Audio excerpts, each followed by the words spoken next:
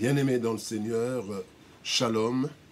Nous sommes dans la joie de nous retrouver ce jeudi 23 septembre 2021 sous cette pluie pour une nouvelle méditation biblique et nous vous saluons au nom de notre Seigneur et Sauveur Jésus-Christ. Aujourd'hui, nous allons lire un psaume, un texte dans les psaumes, le psaume 39. Nous lirons le verset 19 et nous lirons dans la version Louis II, la version Bible du Semeur et la version Parole de vie. Voici ce que déclarent les Écritures. L'Éternel est près de ceux qui ont le cœur brisé et il sauve ceux qui ont l'esprit dans l'abattement. Bible du Semeur, car l'Éternel est proche de ceux qui ont le cœur brisé. Il sauve ceux qui ont un esprit abattu. Parole de vie, le Seigneur est proche de ceux qui ont le cœur brisé. Il sauve les gens découragés. Près de nous pour nous sauver. Près de nous pour nous sauver. Plusieurs événements, bien-aimés, dans la vie nous brisent le cœur. Une déception, un échec, la perte d'un être cher, une trahison et tant d'autres choses semblables. Nous nous retrouvons alors dans le désarroi et avons l'impression que Dieu nous a abandonnés. Certains, dans le désespoir, abandonnent tout, ou pire, s'engagent dans des voies obscures, courant ainsi à leur perte. L'Éternel, par le psalmiste, nous rassure à travers le texte du jour. Lorsque notre ciel s'assombrit, Dieu n'est pas loin. Au contraire, il est prêt à intervenir pour notre salut. Deux vérités nous sont révélées dans ce texte de Psaume 34, 19. La première vérité, Dieu est près des cœurs brisés. Il est dit, l'Éternel est près de ceux qui ont le cœur brisé. Car l'Éternel est proche de ceux qui ont le cœur brisé. Lorsqu'à cause d'un événement, nous avons le cœur brisé, généralement nous nous renfermons ou alors nous nous révoltons. Ce sont les deux extrêmes. Nous avons l'impression d'être rejetés et cela nous brise davantage le cœur. Voici certains problèmes qui nous affectent. Nous voyons comme exemple le cas de Job avec ses amis. Quand vous lisez le Job, le chapitre 5 et les autres chapitres. Et parmi ces problèmes, d'abord, nous avons l'impression que nous ne sommes pas compris.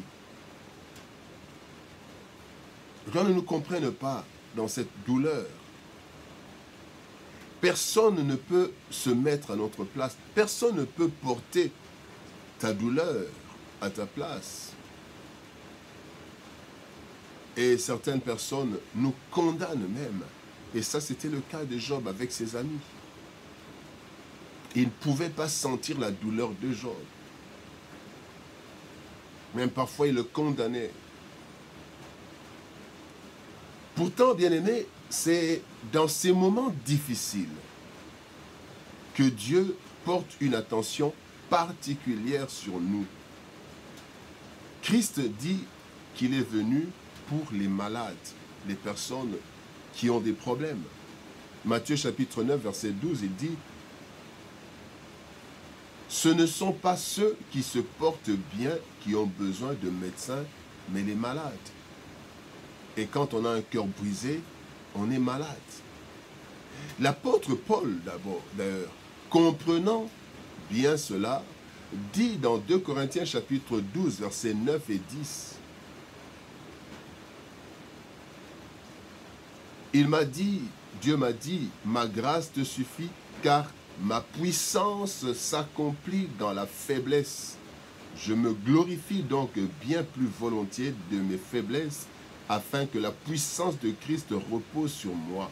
C'est pourquoi je me plais dans les faiblesses, dans les outrages, dans les calamités, dans les persécutions, dans les détresses pour Christ, car quand je suis faible, c'est alors que je suis fort. Sachant que lorsque nous avons le cœur brisé, c'est dans de tels moments que Dieu se rapproche davantage de nous, alors que plusieurs peuvent s'éloigner de nous, mais lui se rapproche de nous. L'Éternel est près de ceux qui ont le cœur brisé. Et le psalmiste continue, dit, il sauve ceux qui ont l'esprit dans l'abattement. Bien-aimé, Dieu est prêt à intervenir pour notre salut. Lorsque Dieu est proche de ceux qui ont le cœur brisé, de ceux qui sont dans l'abattement, ce n'est pas pour une assistance psychologique ou morale, ainsi que certains amis peuvent faire, juste compatir, adresser quelques mots d'encouragement, être présent. C'est bon, mais ça ne résout pas tous les problèmes. Non. Dieu est là pour nous sauver dans des situations difficiles, quand l'esprit est dans l'abattement. Christ était dans la barque, bien-aimé. Quand nous lisons Marc chapitre 4, versets 37 à 40, voici ce que la Bible dit. Il s'éleva un grand tourbillon, et les flots se jetaient dans la barque, au point qu'elle se remplissait déjà. Et lui, Jésus, il dormait à la poupe sur le coussin. Ils le réveillèrent et lui dirent, « Maître, ne t'inquiètes-tu pas de ce que nous périssons ?» S'étant réveillé, il menaça le vent et dit à la mer, « Silence, tais-toi !» Et le vent cessa. Et il eut un grand calme. Puis il leur dit, « Pourquoi avez-vous ainsi peur? Comment n'avez-vous point de foi ?» Bien-aimé, Christ était dans la barque. Et lorsque Christ se réveille, il passe directement à l'action pour sauver les disciples. Directement. Et les disciples étaient dans l'abattement, parce que la Bible dit que l'eau commençait déjà à remplir, à entrer dans la barque. Ils étaient en danger et ils étaient certainement dans l'abattement. La présence de Dieu ou sa proximité est active. Vous savez, il y a des personnes qui sont présentes mais qui n'agissent pas. Mais la proximité de Dieu, sa présence est active. Dieu est à nos côtés pour nous sauver de toute situation qui veut nous anéantir, nous éliminer. Tout ce que nous avons à faire, c'est de lui demander, parce qu'il est là pour nous sauver.